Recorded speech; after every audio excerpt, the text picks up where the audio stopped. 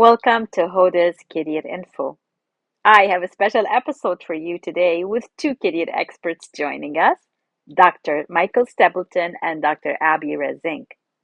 Stay tuned for an engaging discussion about a new concept they are playing with, aptly named career play.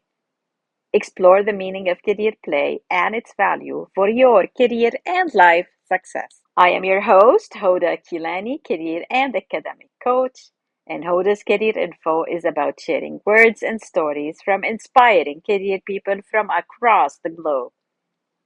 Use this program wisely and activate your career journey. Let's go!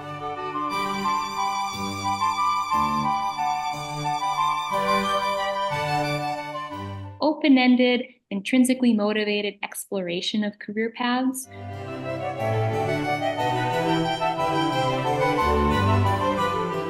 Career play approach, we like to say it's sort of the missing ingredient right now in career exploration.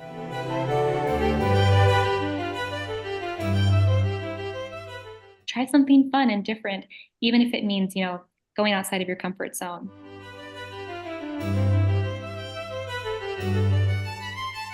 Young people need to get the message that yes, you can be competitive, yes, you can be achievement focused, but you can also integrate play into that work.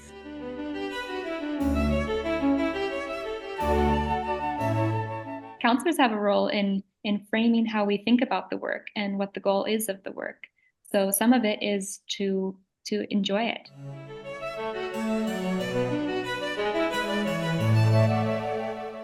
Fun is sort of the central component.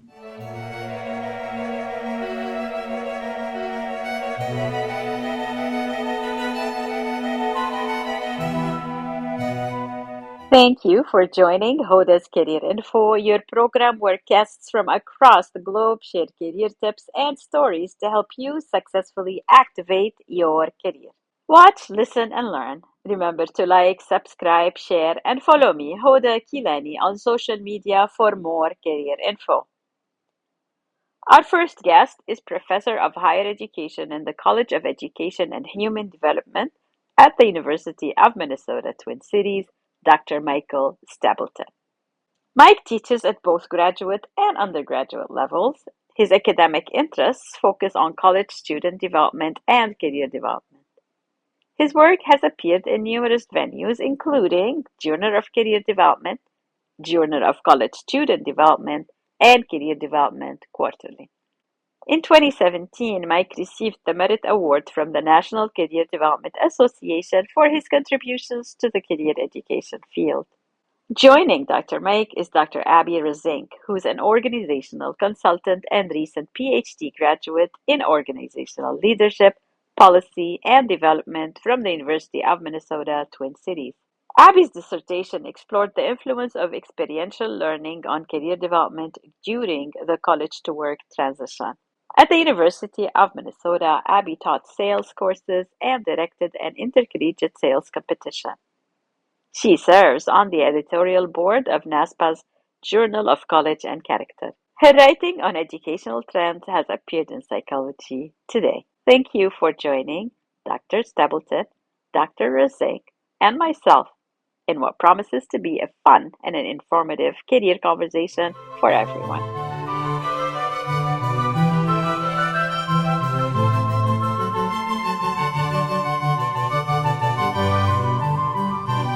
I'm thrilled to have Mike Stebleton join me again on Hoda's Career Info. I appreciate your time, Mike, and you brought a guest with you, Abby Razink, who everybody will get to meet today and learn more about career play. But before we move on to career play, we'll start with our first-time guest, Abby Razink. Can you please introduce yourself to the audience? Thank you, Hoda. Yeah.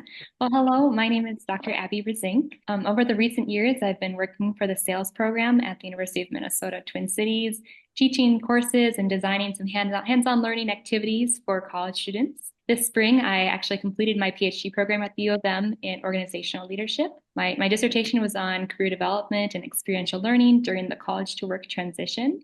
And Mike and I are very enthusiastic about human development. We've enjoyed sharing our research through several career development organizations, including NCDA and the Minnesota Career Development Association. So we're excited to be sharing a little bit more of our research with you guys today. And thanks for inviting us to join your podcast. Thanks, Abby. Mike, over to you with your intro. Sure. Thank you. And thank you, Hoda, for inviting me back and Abby joining as well. So my name is Dr. Mike Stebleton. I'm a professor of higher education in our College of Education and Human Development at the University of Minnesota, Twin Cities. We're based here in Minneapolis, St. Paul area. And I've been part of the faculty. I was thinking about it earlier today as I was looking ahead towards fall. This will be my 17th year as a faculty member in the college. And prior to that, I was involved in student affairs. So my background is in counseling and psychology. And I got my start with academic advising and then held a number of career counseling positions in different student affairs contexts and really got an interest in career development coming out of my master's program. And so I've been able to infuse those interests in career education with those in higher ed. And it's made for, I think, a good match in terms of looking at career development holistically from a higher ed lens. And so a lot of my research is around college student development, career development, and how young people in particular make really important decisions about work and the meaning of work in their lives. And Abby and I connected, I think it was maybe a couple of years ago, maybe 3 years ago now, Abby, when you first started our PhD program. And it's just been a thrill for me to work with her. And as Abby said, present this in a number of different contexts, including the Connexus conference last January. And so it's a pleasure to be talking again to a Canadian audience and others who might be joining us. So thank you again. Both of you really caught my attention with the career play term. So I am eager to learn more about career play. Can you explain it to me and to the audience? Yeah, we certainly can. And we were thinking about this topic a little bit. In career play, I feel like we kind of need to dissect that term a little bit first. So first we have career, and this I think even needs to be defined to some extent because people think about career in different ways. And I know Mike likes to use the phrase a constellation of life roles when he thinks about career, and I agree with that concept. That we're not only talking about paid work roles, but also just all life roles that can be paid or unpaid. They can be caregiving. They come in a lot of different forms. So that's what we're thinking about when it comes to career. And maybe, Mike, would you like to say anything more on that before I continue on?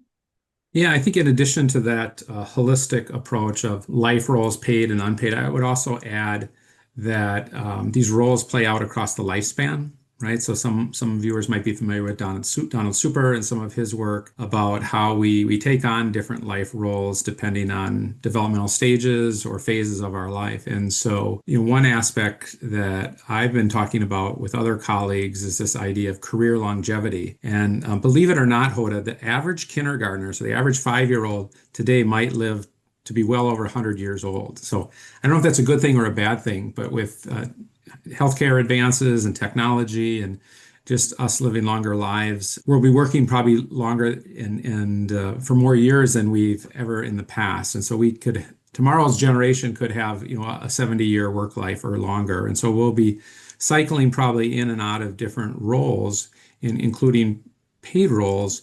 And as Abby and I were talking about, preparing for our session today, we thought about, the role that play has in that longevity phase that we're going to be entering into. Mm-hmm. Yeah.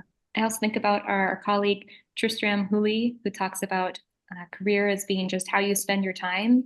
So when we talk about career play today, we're going to be bringing in lots of examples that might not seem conventional in the sense of maybe it's, it could be a job change or transition, or it could be, something that's just more related to life generally, like getting married or, moving to a new place or something like that. So we'll think about play and how play can, be incorporated into some of our day-to-day lives. So when we talk about career play specifically, though, we're kind of coming back to a concept that was introduced by Herminia Ibarra and some of her fellow researchers, which they call identity play. So this is kind of related, and we'll keep coming back to this as we continue our conversation here.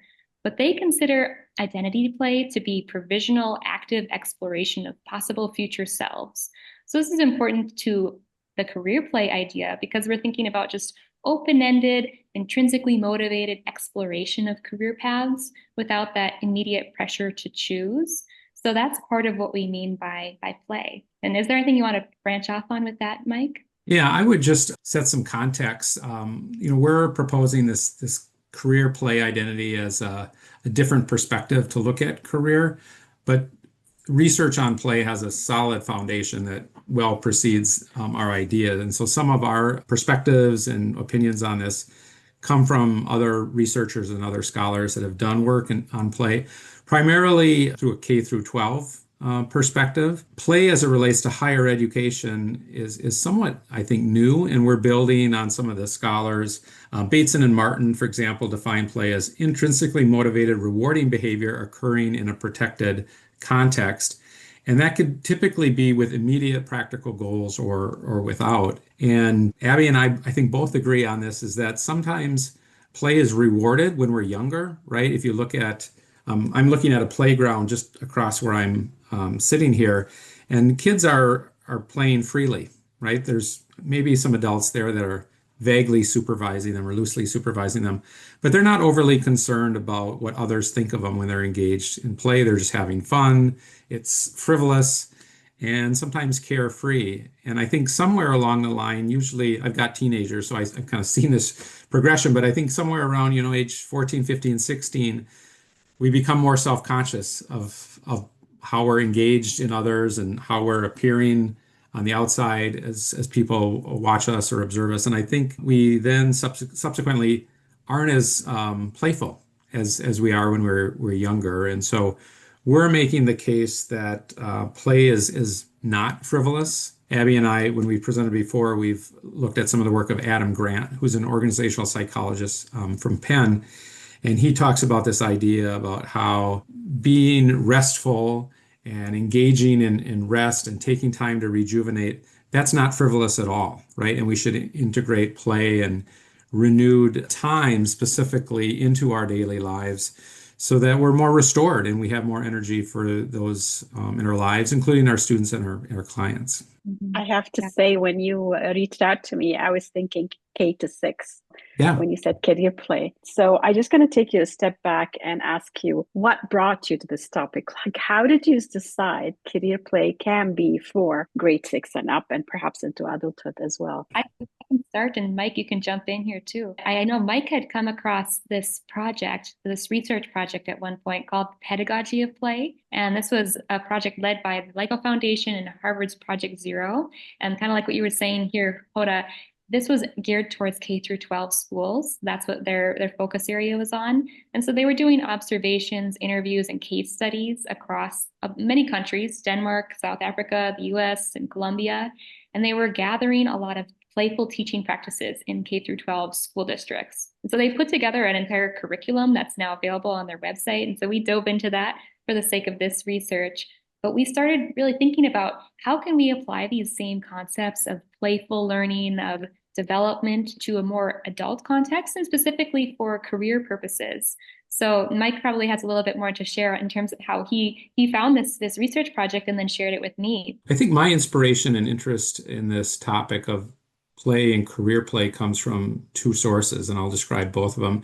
The first one is from previous work done by John Crumboltz, who passed away a few years back, but had a long and distinguished career as a psychologist at Stanford University. And some of us might be familiar with his work on social learning theory and planned happenstance and the role of chance in one's lives and work lives. And he had a wonderful quote that he used when he was training other counselors and career educators.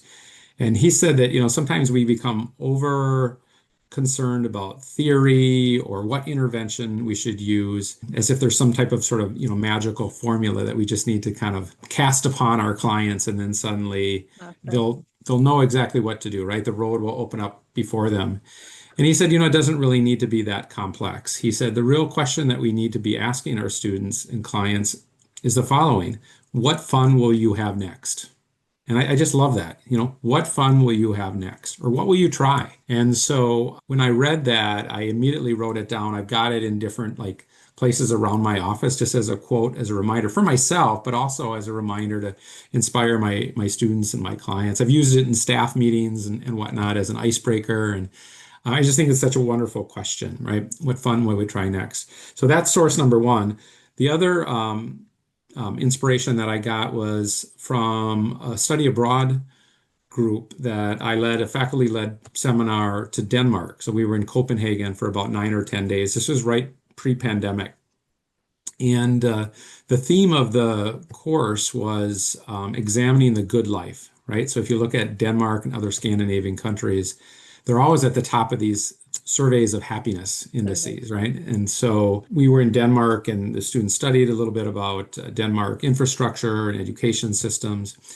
And it's interesting because when you're in, I'll just use Copenhagen as an example, they've intentionally built playful infrastructure into their environment and their daily lives. And so there's a lot of cyclists in Denmark. A lot of their simple chores to the supermarket or to their job are done via cycling.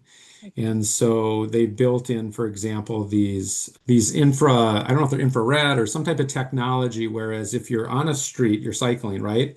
And if you average, say, 12 kilometers per hour, the lights will automatically turn green, like every, 20 meters or so.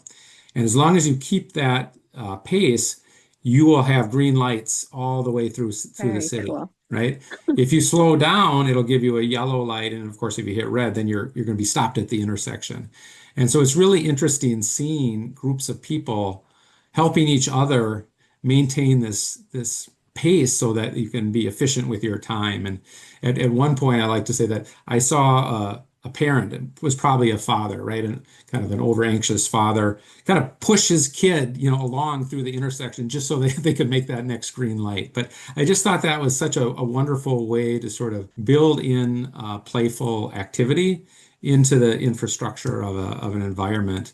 Another site that we visited was we went to a couple different playgrounds within the city of Copenhagen, and they do a careful job of using green space, so parks, open area, as well as what they call blue space, which is the water, because the harbor is right there in Copenhagen. And so in one area of a park, they designed this playground for young children, and then literally right next to the playground was a facility for a senior citizen facility, right? So it was a assisted living facility.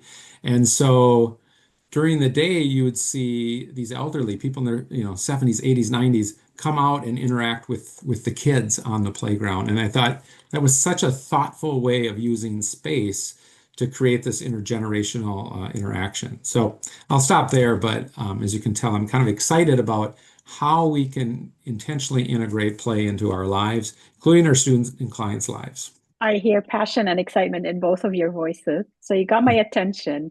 But when everybody think, and that's probably something we're trying to change of work, we never associated with fun, play, or even excitement. So tell me, how, in your opinion, do these descriptions fit into career development? Yeah, well, I think that's such a good observation, Hoda, because I think that does get lost, especially in those career conversations. They often get really heavy when we're talking about these big life decisions constantly, asking, what do you want to do with your life? Whether it's asking a child that or asking a college student or someone in their midlife, asking these questions can be very intimidating. And so I think bringing in the playful elements can be a nice way to, alleviate some of that burden and make it an enjoyable process. So that's what we started thinking about. We took some of the elements that were found in the Pedagogy of Play research project, and they found that there were these three common pieces that kept coming up depending on, any context, any country. They were finding wonder, choice, and joy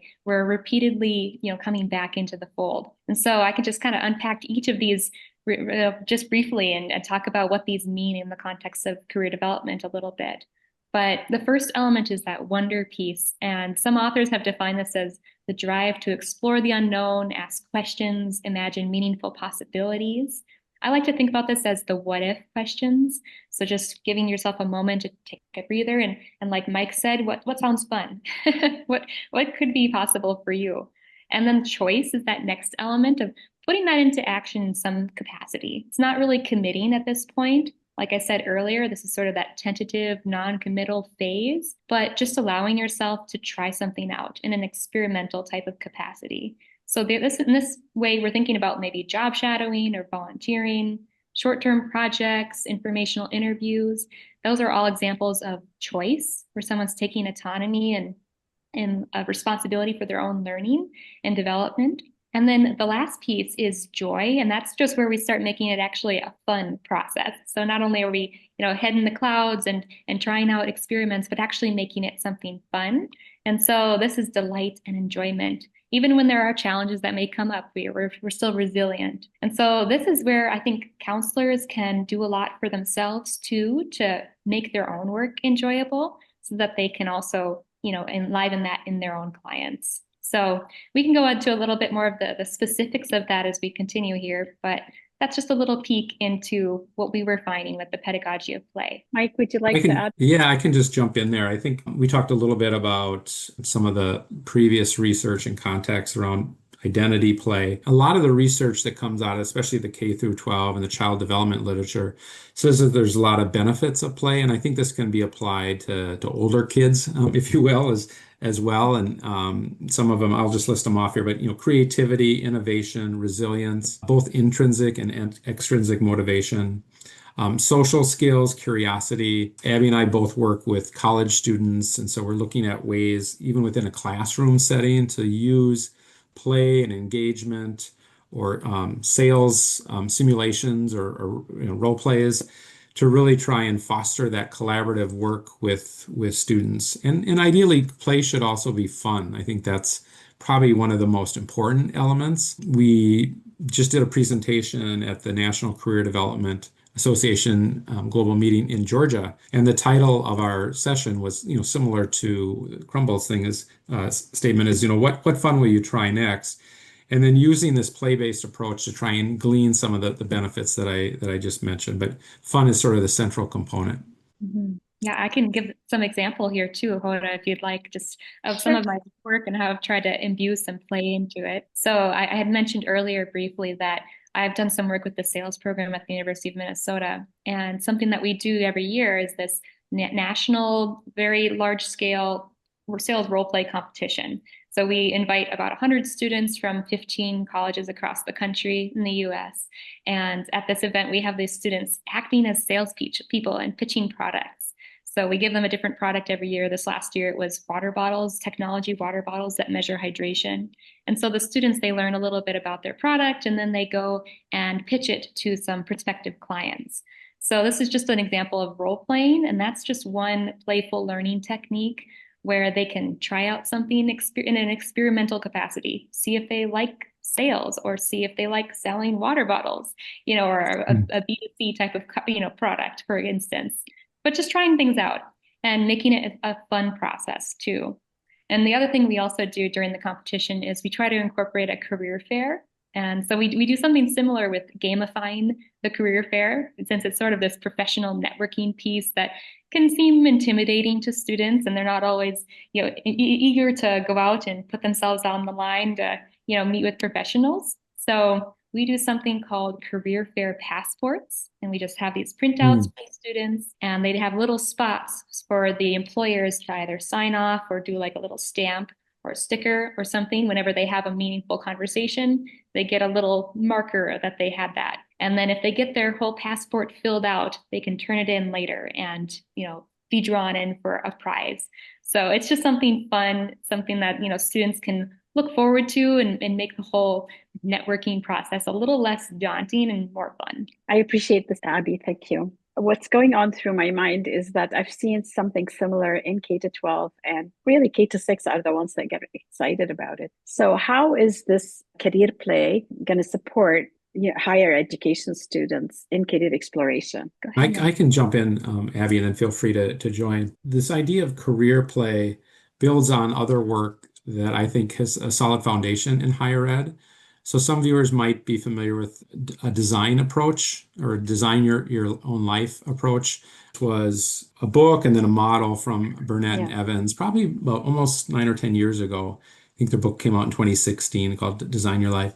And it takes these, considerations and design principles and then applies them to career life planning. And design philosophy uses this idea of prototypes. So if you think of Abby, you were talking about marketing, so my mind goes there, but if you think about a water bottle, or developing a new approach to a water bottle, there would be various prototypes or exploration that would go into the development of this product. And so Burnett and Evans would say, engage in some type of exploration, try it out, and see if these prototypes is something that aligns with your interests, that you could perhaps transition from a short-term commitment to a longer-term commitment. And I think that's where this, what you asked about younger population versus an older population. I think this is where the more intentional, deliberate exploration can happen at the college post-secondary level, where young people can do internships or service opportunities and essentially try on these various prototypes to see if it's something that sticks, if it's something that they want to continue to commit to. Ibera, who we've mentioned, uses a similar term called crafting experiments. And then another term that she uses is shifting connections. So it might be if you do, an internship in a new industry to see if you like it, that would be an experiment. And then the contacts or the network that you make as a result of engaging in this new learning opportunity could result in new connections that you could then build off in the future. And so this sort of career play approach, we like to say it's sort of the missing ingredient right now in career exploration, but I think it builds on the work of others, and kind of ties into this idea of playful exploration to see where one's interests might lie. Abby, what else would you add to that? Yeah, I think you covered a lot of the pieces there in terms of what counselors can do and people in career development can actually do on a practical level to implement some of these ideas. I think that first piece of looking at wonder, asking questions like, what if you had no constraints, financial, geographic, otherwise, what possibilities might you consider? Or if you could design three different career paths and just try them out for 1 month, what might those look like? Asking those types of questions where we can start to reimagine what's possible. And then the choice piece, I think it all comes down to counselors making non-judgmental exploratory spaces. And we try to do that in our day-to-day work, but realizing that that has a connection to play might maybe in some ways, reinforce the importance of it. That we're not always trying to force our clients to make decisions or problem solve.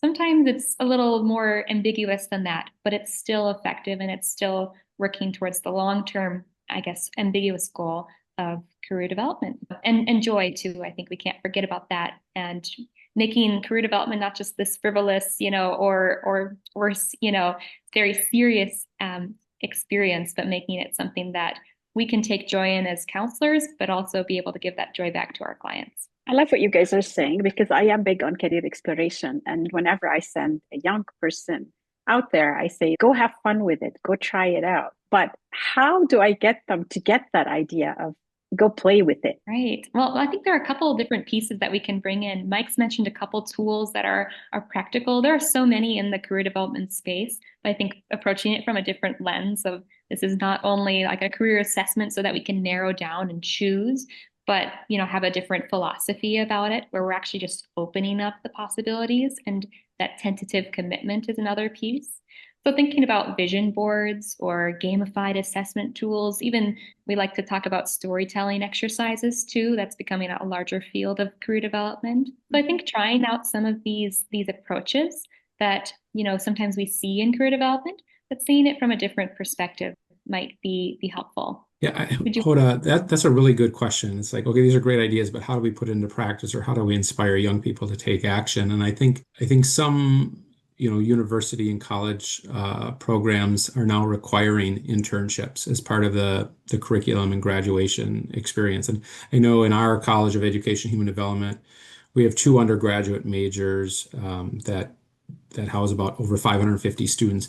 And all of the students are doing some type of what we call an applied practical experience. So that's either an internship, study abroad program, or some sort of hands-on skill activity that they're doing it for the experience, but they're also getting credit for it for graduation. So I think that's an excellent way to sort of inspire students to get out there and try something new, knowing that it's likely a short-term commitment that may or may not lead to a full-time job afterwards. But it allows them to determine, hopefully, after a short period of time, whether it's something they like or they don't like, right? And we know as career educators, interests are a really important part of career satisfaction. And so if they're interested in this short-term opportunity, might be a good reinforcement that they could be satisfied in that career longer term. But I think inspiring students either through requirements or gently nudging students to get out there and try something could be as part of university years, or if they're not in a university, it might be other practical sort of vocational, hands-on technical education. I think we most align with the four-year university students, but many students now are opting not to do that route, and so career play also applies broadly to those individuals as well. And so we have a number of young people here that are going into welding or HVAC or whatever it might be, electricians, plumbing. And most of those programs are hands-on, sometimes apprentice-based learning. And so that's another excellent way to try it out to see if it's something that you like. And so we see the connection to play there as well more broadly. Yeah. We think about not only students, like you're saying, Mike, that's our population, but maybe for more general, further along in people's careers, they might think about a short-term project or a side hustle if they just want to try something that's Mm. manageable alongside their primary work. I think counselors can encourage some of that experimenting. And sometimes people feel, I guess, like they have to fully commit to something, like they can't do a side hustle or like some hobby that they want to turn into a full-time gig unless they're fully willing to commit to it. And so I think counselors can try to encourage just this tentative commitment. Like the goal is not necessarily to become a millionaire off of being, Mm. a hobby chef or a YouTuber or something like that, but it might generate information that can help with your general career development, right? So I think reframing it in a way could be helpful for some of those clients who are further along in their careers and not quite willing to make the full jump to something new. That sounds like an interesting approach so far. I'm going to get you guys to dig a little bit deeper in that when we go say to students, go do an internship or go work for the summer, they're taking it too seriously from my experience with the young clients who I work with is that I can't have fun. I got to focus and figure out what's next. And so now you're telling me to Mm. have fun with it. And this is really, so that's why I'm very happy with the idea of career play. So can you give me a Yeah. bit more examples or maybe elaborate a little bit more? Yeah.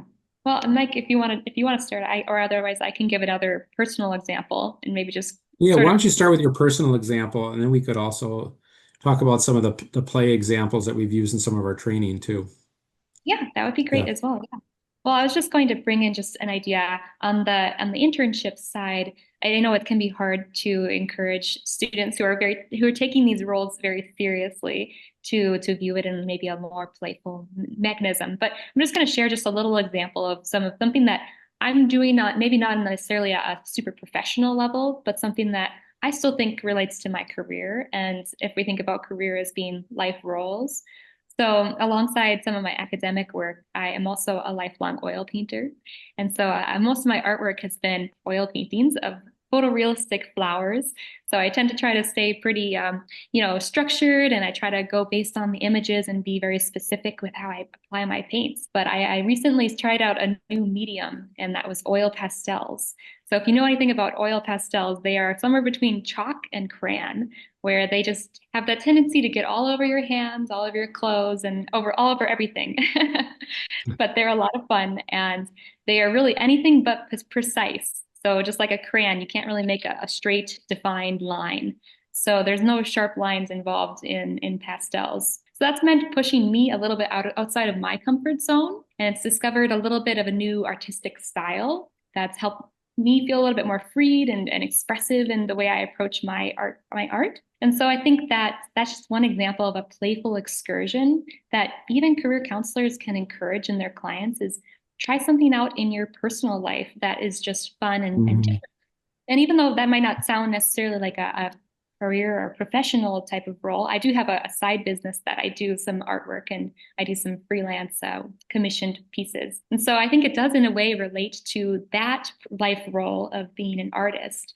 And trying something playful has now allowed me to find this new, facet of myself as an artist. So I think encouraging that in our clients to just try something fun and different, even if it means, going outside of your comfort zone. I think that can, in some ways, unexpectedly unlock that joyful element of the pedagogy of play. Thank you for this example. And Mike, Yeah. you have something to add? Oh, I do. And I was just going to thank you, Hoda, for your question, because I think that students do get mixed messages, young people, university age people, post-secondary in particular, right? We tell them get an internship or multiple internships.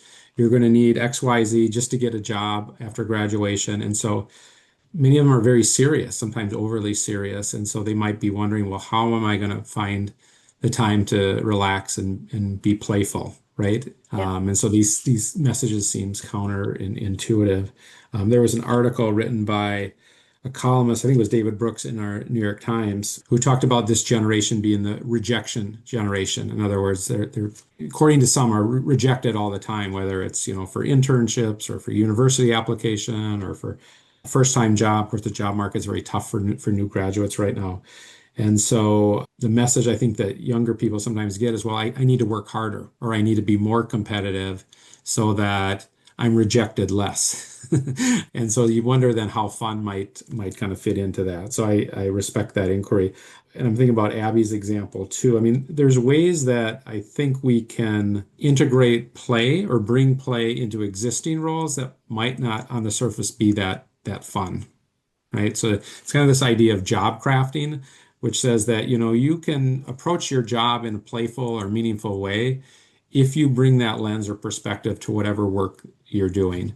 And there's some counter critiques around that too. Like, if you're working as a janitor, say at a plant, and you're working all night, cleaning toilets and floors and whatnot, can you bring joy or play to that type of job? And some of these researchers would say, yeah, you could if you view it as, you're helping the workers the next day be in a more healthful work environment, clean, to be more productive, and you're part of this team. Others might say, you're cleaning toilets, right? So there's maybe some counter perspectives to that. But I think, back to your point, Hoda, I think, young people need to get the message that yes, you can be competitive, yes, you can be achievement focused, but you can also integrate play into that work as you're accomplishing your goals.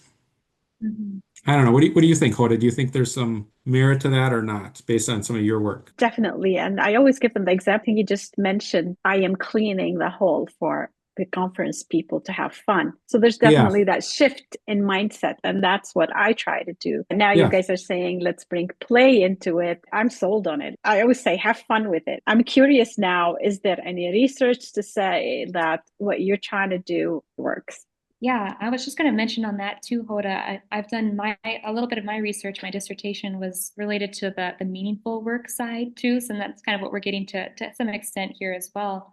Is what is the purpose of all this work? And so if we are just grinding and we're just trying to minimize the amount of rejection that we experience in our careers, is that really why we are working? And so I think counselors have a role in framing how we think about the work and what the goal is of the work. So some of it is to enjoy it and to find some purpose and meaning from it. So I had a good time talking to some recent college grads for my dissertation research, just asking them about how do they find meaning in their work and what's the source of that and how did their learning experiences in college have any impact on that. Those really brought some interesting insights, but I got a mixed bag of responses with that. Some of them talked about how their work was intrinsically meaningful, that they saw themselves doing work that aligned with their values or something that was personally significant to them. Sometimes it was more instrumental, that it was connecting to like their financial goals for their life or something related to their family or community. I think it varies a lot, but counselors pushing back a little bit and making our clients or students question, why am I working? Am I working only for the achievement, or am I working for some deeper purpose? So I think that might also Mhm. help in their openness to the idea of play. Yeah.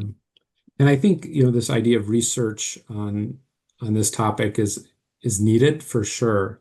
Abby and I were talking about this the other day, is, this might be something that other scholars could, begin to look at. But play is kind of an ambiguous construct, right? And so part of it, I guess the challenge and the opportunity is like, how would you define play, or how would your participants in the study define play? And would they be looking at it from the same perspective? If you're doing a qualitative study, what might that phenomenon look like? And so that could be a challenge. I think in terms of sort of kind of documentation around concepts related to play, we know in the career development space, there's been a lot of research done on narrative approaches to career development or storytelling. Mark Savickas, an early founder of career construction theory, has talked a lot about messages that we get growing up as a young person and what stories or chapters do we kind of define for ourselves that mark different segments of our own life. I'm also aware that colleagues like Mark Franklin, Rich Feller, One Life Tools have a number of games. So there's gamification is another way to engage play into the career exploration process. And so Mark and Rich have a board game that some of our listeners might be familiar with. But it gets at this idea of really trying to reflect on, experiences that are satisfying in some way, sharing them with others, right? I think play is a social activity, whereas sometimes other career approaches are very individualistic, right, and almost sort of self-reflective without that exchange or that collaboration with someone else. And so I think this type of gamification and other strategies is a good way to be playful with others, as well as get insights about what might be next in terms of future pathways for the individual. Yeah, and to address your earlier question too, Hoda, some of the other resources people who are interested in some of this information can look into. We found several books and articles, and I can just list a couple of those off here. But one that we found really interesting related to higher education specifically was The Power of Play in Higher Ed, and that's by James and Naranci. And Design Your Life is another one that Mike had mentioned earlier, Burnett and Evans. Those are great books that are on adult career play. There are several also just on play generally, like Play and How It Shapes the Brain by Brown and Vaughn, or Play, Playfulness, Creativity, and Innovation by Bateson and Martin. These are just a couple of the interesting resources that we've found in our research of this topic. But we know that Abera and Hartung have also published several articles more related to adult career development and in play. It's more general at this point. I think there could be a lot more research on these topics, like Mike was saying. So we'd love to see the literature on play and career just continue to grow. These are powerful books that you mentioned. I'm hearing tools, I'm hearing resources that are out there. Are you trying to create a term that would be almost the umbrella under which everything that you talked about, the board games, the fun books, or are you going in a different direction? That's a really good question, Hoda. You've given us some ideas maybe to think about here. And just the other day, Abby and I were talking about ways that we might share this concept with a broader audience. And I think we'd like to do some writing around this probably in the near future. And that's an idea that maybe we might steal from you, Hoda. Maybe we could use play as sort of an umbrella term and then kind of couch these other types of experiences and approaches under that. I think there's merit to that. We were talking about some of the other scholars and some of the other sort of gamification. When we've talked with other educators around this, we've used ideas like a vision board. Abby, I know you've talked about creating a joy resume, right? And where you create a list of kind of your favorite activities, moments where you're in flow. I've also heard of a failure resume. Have the two of you heard of a failure resume, right? Where like we were talking about rejection earlier, but it's where you maybe or create a resume of all the times that you weren't successful, right? Or you failed. So maybe you applied for a grant and it was denied, or you tried to get your manuscript at a top tier journal and it was rejected, right? And so we kind of learn from these experiences as well. And I know, Abby, we've also talked about a little bit about, passion projects and career playgrounds. One of the favorite activities we do in a couple of our trainings with other career educators is we ask them to think about joyful experiences in their own life, right? When was the last time you were in flow? It could be work or non-paid work related, but when were you so immersed in an activity that you lost track of time, right? The minutes just flew by. And I think it's important to engage other educators and apply this concept of play to ourselves, not just our clients, because as caregivers and counselors, educators, we give a lot to others, but sometimes we don't know fully how much that might deplete us at times, right? And so I think some of the most rewarding activities, maybe Abby, you agree or maybe disagree, but in these training sessions is kind of seeing participants' eyes light up of like, oh, I can apply this to my own life. And oh, I haven't been joyful in a while. Maybe I can take one of these interest areas or passion projects and then integrate it more thoughtfully into my work life planning. And so, yeah, to kind of go back, Hoda, to your original question is like, I don't know if we're creating a new concept more as we're trying to use the language of play to describe some of these other concepts that have already been going on successfully in career development. We're just maybe pitching it as a playful opportunity or playful exploration where these activities might connect. I don't know, Abby, you have anything else to add to that one? Yeah, really just trying Or to shed Hoda? light on Yeah. the importance of play, especially for adults and college students. Sometimes that's just overlooked, like we've been talking about throughout the presentation. So, we often see that with kids, and we see that with other phases of life or non-work related phases of life. But I think it's important to shed light on that. And so we didn't necessarily set out with the goal of, creating a term or a framework or anything like that. But we have found some really interesting insights, and every time that we present on this topic, I think we receive really interesting feedback from our Yeah. audience. So we've been taking notes on what we've received from them and ways that they're expanding the way that we're approaching this. And so I think with that, we're just iterating every time on our work, and hopefully it's drawing us closer to some type of publication in the near future. It would be cool if you can create a concept of that, because I know I use most of what you're sharing in my work, but I can't go back theoretically and say, I can tell you why you need to have fun because this is what this theory says. We are talking what's happening today. You've shared some examples, some board game theories, even where might be future areas of application or exploration of career play. We'll definitely be expanding on it. And thank you for your encouragement, Hoda. I think we're excited to work more with this and formalize it a little bit more to some extent. I've also been dabbling just a little bit and just beginning to do some writing and some speaking around childhood career development, which definitely relates to what we've been talking about here today and more focused on like a younger audience. But I think there's a lot that especially parents can do to invoke play in, younger generations. I think that's very important as the career and workforce just continues to evolve.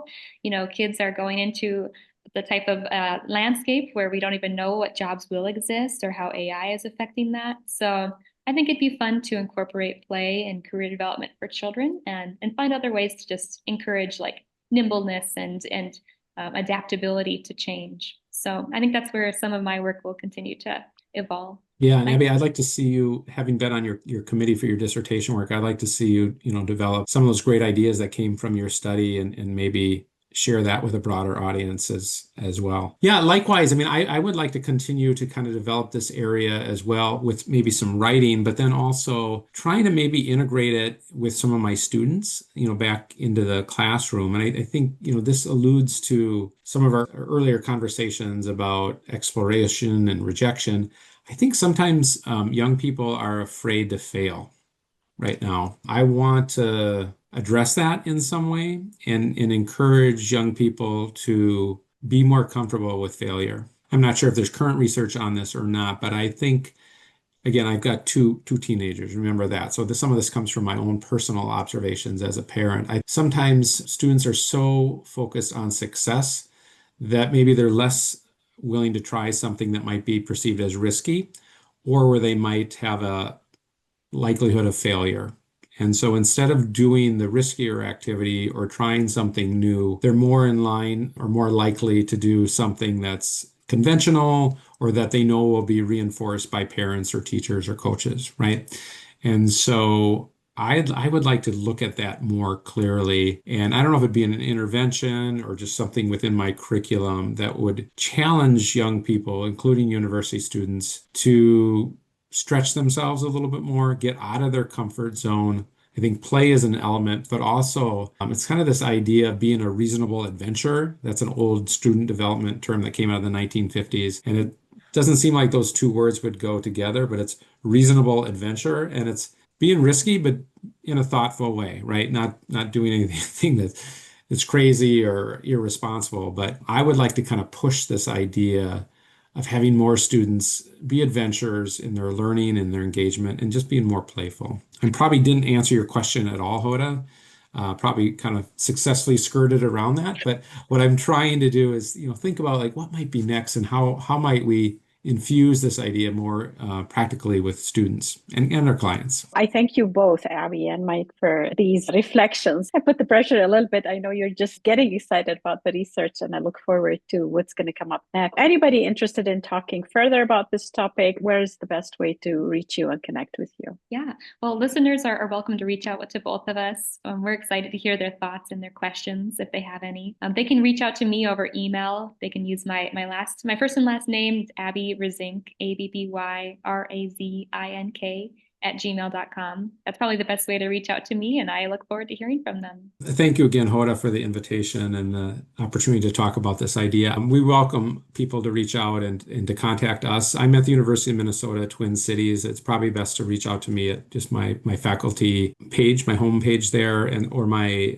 email address. It's Steb, STEB 0004, so 3 zeros and a 4, at umn.edu. Also, I'm not super active on the social media, but hey, I use LinkedIn, and folks could certainly reach out to me on LinkedIn as well. But we're hoping that others will get excited about this idea. Maybe you have suggestions or critiques, or even want to share some of your own experiences. So we definitely encourage others to reach out to us. Thank you. That's perfect. My pleasure. Did you want to add one more thought or anything about Career Play? I would just kind of reiterate that although some of the language that we're using or the lens we're using might seem new, we're really sort of building off of the foundations of others, right? And so I mentioned, the work of Mark Savickas, Mark Franklin, Rich Feller, JP Michelle, who was the recent keynote presenter at NCDA,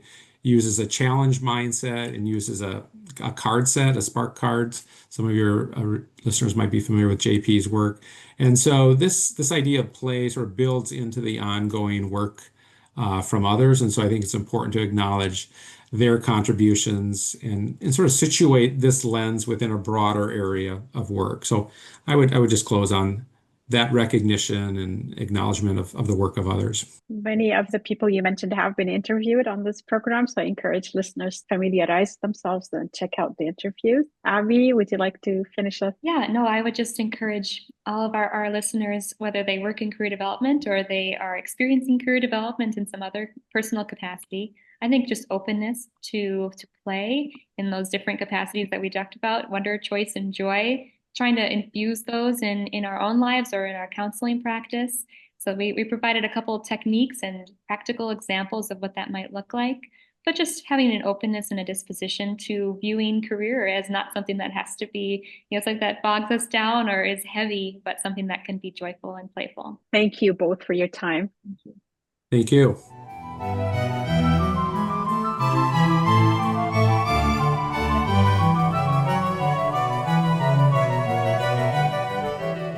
Well, that's it for today's episode of Hoda's Career Info, the program where career professionals from across the globe join me to empower you to succeed. Our guests today on Hoda's Career Info were Dr. Michael Stebleton and Dr. Abby Razink. You can connect with Dr. Stebleton and Dr. Razink on LinkedIn. In this episode, we heard how Mike and Abby are definitely having fun at work. And no, they are not wasting their time. They are practicing what they preach with their innovative concept of career play. What are your thoughts on play? Can you truly have fun at work? For more on the topic of fun and play at work, check out my conversation with Dr. Mike Rucker, author of the book The Fun Habit. Remember that you can watch Hoda's Career Info on YouTube or listen on your favorite podcast app. To let me know if you are interested in an opportunity to talk about your work, you can send me a direct message on my website, rightcareerfit.com, where you can also sign up for my newsletter to stay up to date on the latest episodes. Please like, subscribe, share, and follow me, Hoda Kilani, on social media, and together let's increase career literacy. I'm your host, Hoda. Until next time, take the time to pause, recognize, and celebrate what you have achieved.